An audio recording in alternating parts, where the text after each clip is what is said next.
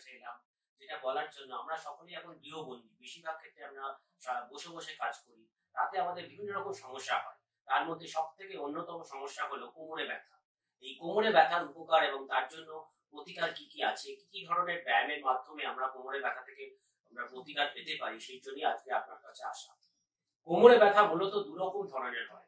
প্রথম একটি অনেকেই বলে কি, অনেকক্ষণ বসে থাকার পর উঠতে গেলে কোমরে ব্যথা হয়। সেটা তাদের এক ধরনের যেটা প্রবলেম, সেটা হচ্ছে এটা একটা অসুখ। আর একটা অনেক বলে যে তাদের বসে থেকে বা রেস্টে থেকে কোনো ব্যথা হয় না, কিন্তু অনেকটা হাঁটতে হাঁটতে তার কোমরে ব্যথা আসে এবং অনেক সময় ব্যথাটা পায়ের দিকে নেমে আসে বা পাটা ভারী হয়ে যায়। এইটা বেশিরভাগ ক্ষেত্রে এই ধরনের দু ধরনের মানুষ এই কোমরের ব্যথা নিয়ে আসে। তাহলে প্রথম ধরনের মানুষ কি, তারা হচ্ছে যে তাদের বসে থেকে কোনো ব্যথা নেই, যেই উঠতে গেলে কাজের শুরুতে প্রচন্ড ব্যথা হচ্ছে, কাজ করতে পারছেন না। তাদের ক্ষেত্রে যেটা হয় সেটা হচ্ছে মাসল গুলো, অর্থাৎ কোমরের পিছনের দিকে যে মাসল গুলো রয়েছে, এই মাসল গুলো কিন্তু তাদের কমজোরি হয়ে গেছে, যেটাকে বলে আমরা muscle weakness, paraspinal muscle weakness. অর্থাৎ এই প্যারাস্পাইনাল মাসল গুলোর কাজ হচ্ছে আমার পিঠটাকে এভাবে এক্সটেনশন করা, পিছন দিকে এক্সটেনশন করা। তা কেউ যদি সবসময় সামনে ঝুঁকে কাজ করে, নিচু হয়ে জলের বালতি বা ওজন তুলতে যায়, তাহলে কিন্তু এই মাসেলের মধ্যে অসুবিধা আসতে পারে এবং তাদের এই ধরনের সমস্যা আসতে পারে। আরো এক ধরনের মানুষদের ক্ষেত্রে হয়, যাদের আমাদের মা বোনেরা, যারা 45 বছর বা তার কাছাকাছি, অর্থাৎ তাদের তাদের মেনোপজের অর্থাৎ মাসিক বন্ধ হওয়ার সময় এসে গেছে, যাদের তাদের স্ত্রী হরমোনটা শেষ হয়ে যাচ্ছে, তাদের কিন্তু সারা শরীরের মধ্যে একটা হরমোনাল অভাবের জন্য একটা অসুবিধার সৃষ্টি হয়, যাকে বলে অস্টিওপোরোসিস। তাতে হাড় গুলো দুর্বল হয়ে যায় এবং মাসল গুলো, আমাদের যে পেশিগুলির কর্মক্ষমতা কমতে থাকে, তারা সামনের দিকে ঝুঁকে যায়। সেই জন্য লক্ষ্য করবেন, কোনো মা বোনেরা যদি আগেকার যা হাইট ছিল সেই হাইটের থেকে 3 সেন্টিমিটার বা তার বেশি কমে যান, অর্থাৎ বেটে হয়ে যাচ্ছেন এই সময়কার মধ্যে, অর্থাৎ 45 থেকে 50 বছরের মধ্যে, তারা কিন্তু সতর্ক হবে। তাদের কি হচ্ছে, সামনের দিকে ঝুঁকে যাচ্ছে, তাদের মাসল গুলো কন্টিনিউয়াসলি সবসময় স্ট্রেচিং থাকছে, অর্থাৎ প্রসারিত হয়ে থাকছে, এবং তাতে ব্যথা হয় এবং তাদের এই ধরনের সমস্যা হয়, বসে থেকে উঠতে কষ্ট হয়। তাদের কি ধরনের ব্যায়াম হবে প্রথমে দেখে নিন, তারপর আমরা নেক্সট গ্রুপটাতে যাব। তাহলে ধরুন এই যে পেশেন্টটি কিন্তু দেখা যাচ্ছে তাদের ওই অনেকক্ষণ বসে থেকে উঠতে গেলে তার ব্যথা হচ্ছে। তাদের মধ্যে দু ধরনের, একটু আগে বললাম, যাদের কোমরের পেশি দুর্বল হয়ে যাওয়ার জন্য হচ্ছে। তাহলে যেটা আমি বলবো, এটা করতে হবে, এটা পাট ধরে ভাঁজ করে নিতে হবে। আমরা কোমরের যে এই পেশিটাকে আমরা সচল করবো, সবল করবো, তাতে একটা প্রথমে বলি একটা হার্ড সারফেসের মধ্যে শোবে, খুব ডানলো পিলো বা কার্লো পিলো বা খুব কম্প্রেসেবল নরম পিলোতে কাজ হবে, নরম তোষকে কিন্তু শোবে না। সে মেঝেতে শুয়ে এটা করতে পারে, অথবা একটা তুলো তোষকের উপরে এটা শুয়ে করতে পারে। প্রথম কথা হচ্ছে যে এই বালিশটা কিন্তু তার দেওয়া চলবে না, বালিশটাকে সরিয়ে দিতে হবে। বালিশ রাখা চলবে না, বালিশটাকে সরিয়ে দিলাম, স্ট্রেট হয়ে শুয়ে রয়েছে। এবার তার পা দুটোকে ভাঁজ করে দেওয়া হচ্ছে, ভাঁজ করে দেওয়া হলো, হাত দুটোকে পাশে রাখা হলো। এবার কোমরটাকে তুলতে বলা হচ্ছে, কোমরটা তোলো। কোমরটাকে তুললে পরে কোমর এবং পাটা একই লেভেলে রইলো। এই মাসেলের পেশিটা এখন হাত দিলে দেখা যাচ্ছে এটা প্রচন্ড শক্ত হয়েছে। এই অবস্থাকে নিঃশ্বাস প্রশ্বাস স্বাভাবিক থাকবে এবং দিয়ে এটাকে 1 2 3 4 5 6 করে 20 পর্যন্ত গুনতে হবে, দিয়ে ধীরে ধীরে আস্তে আস্তে নামাতে হবে।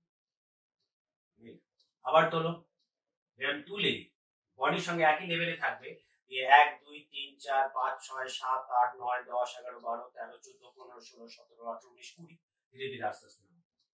এইটা হচ্ছে প্রথম ব্যায়াম। দ্বিতীয় ব্যায়ামটাই হলো আরেকটু কঠিন, এটা সব থেকে সহজ ব্যায়াম। হাত দুটোকে পাশে রেখে পা সোজা থাকবে।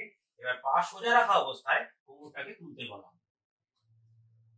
ঠিক সিমিলার, এই পিঠের মাসল গুলো কিন্তু প্রচন্ড স্ট্রং হয়েছে, এটা প্রচন্ড কন্ট্রাকশন হয়েছে। এই অবস্থায় তুলে 1 2 3 4 5 6 7 8 9 10 11 12 13 14 15 16 17 18 20 21, ধীরে ধীরে ধীরে ধীরে তুলে 20 গুণা রাখা, ধীরে ধীরে তুলে 20 গুণা রাখা, এবং নিঃশ্বাস প্রশ্বাস কিন্তু স্বাভাবিক। এটা হচ্ছে 2 নম্বর ব্যায়াম।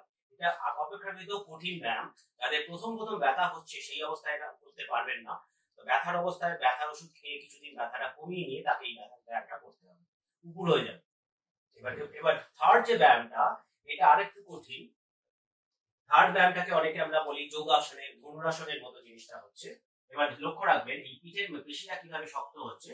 হাতটাকে আমি পিছন দিকে রাখবো, ওটা দেখি, এটাকে পিছন দিকে রাখবো, মাথাটা তুলে ছাদ দেখার চেষ্টা করবে, আর পা দুটোকে সোজা রেখে সামান্য তুলবে।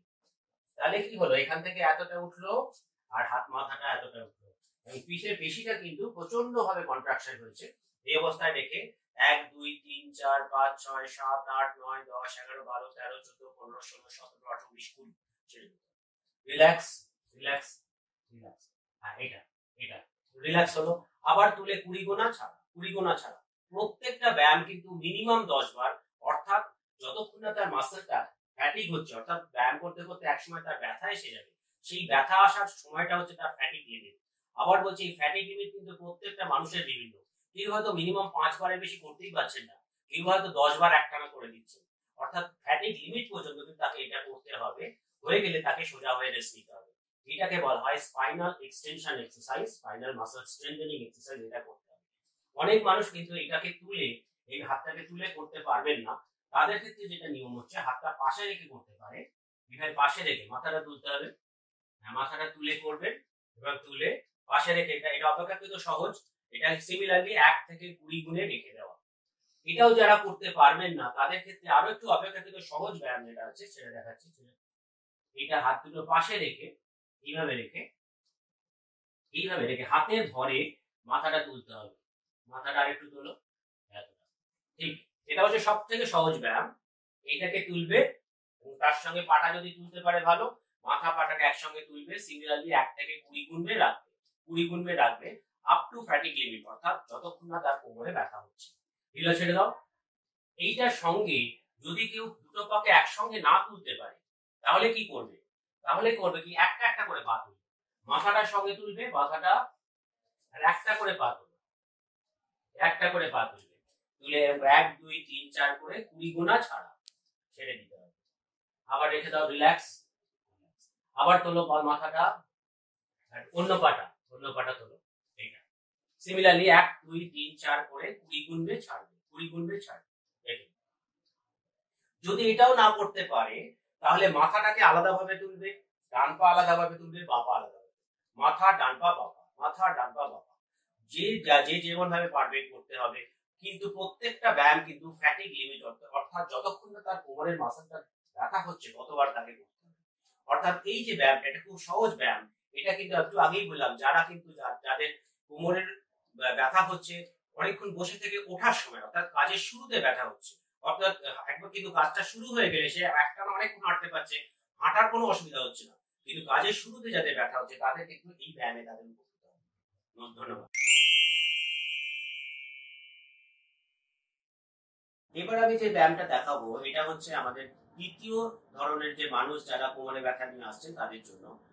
দ্বিতীয় ধরনের মানুষ যারা কোমরে ব্যথা, অর্থাৎ যাদের যাদের প্রথমে হাঁটার শুরুতে, অর্থাৎ কাজের শুরুতে অনেকক্ষণ বসে থেকে ওঠার শুরুতে কিন্তু কোনো ব্যথা নেই, কিন্তু হাঁটতে হাঁটতে একটু কিছুক্ষণ হাঁটার পরে তার কোমর ধরে আসছে, সে একটানা অনেকক্ষণ হাঁটতে পারছে না, তার কোমর থেকে ব্যথাটা কিন্তু পায়ের দিকে নেমে আসছে, আইদার ডান পায়ে নয় বাঁ পায়ের দিকে, অথবা গোড়ালির পর্যন্ত যেতে পারে, অথবা দু পায়ের দিকেই নামতে পারে, অথবা হাঁটতে হাঁটতে তার পা খুব ভারী হয়ে যাচ্ছে, হাঁটতে পারছে না। তখন তাকে কি করতে হচ্ছে, আইদার বসে বসে বসে পড়তে হচ্ছে, অথবা সামনে ঝুঁকে কিছুক্ষণ সে এভাবে দাঁড়াচ্ছে, দাঁড়ালে পরে তার ব্যথাটা কমে। এই ধরনের মানুষদের কি হচ্ছে, তাদের ক্ষেত্রে কোমর থেকে যে শিরাটা, যে নার্ভটা এই হাড় থেকে বেরিয়ে এসে পায়ের আঙুল অব্দি যায়, সেই শিরার উপরে কিন্তু চাপ আসছে। সেটা অনেক কারণে আসতে পারে। ডিস্ক প্রোল্যাপস বলে, যেটা আমরা ইন্টারভার্টিব্রাল ডিস্ক প্রোল্যাপস, দুটো হাড়ের মধ্যে আমাদের যে স্পাইনের যে হাড়ের মধ্যে যে ডিস্কটা আছে সেটা বেরিয়ে এসে চাপ দেওয়ার জন্য হতে পারে। বয়সকালে যে হাড়টা যে ক্ষয়ে গিয়ে এবড়ো খেবড়ো হয়ে যায়, যেটা বলে অস্টিওফাইট, এই অস্টিওফাইট কম্প্রেশনের জন্য হতে, অস্টিওফাইট দিয়ে চাপ দিয়ে এই শিরার উপরে চাপ দিয়ে এই ব্যথাটা তৈরি করতে পারে।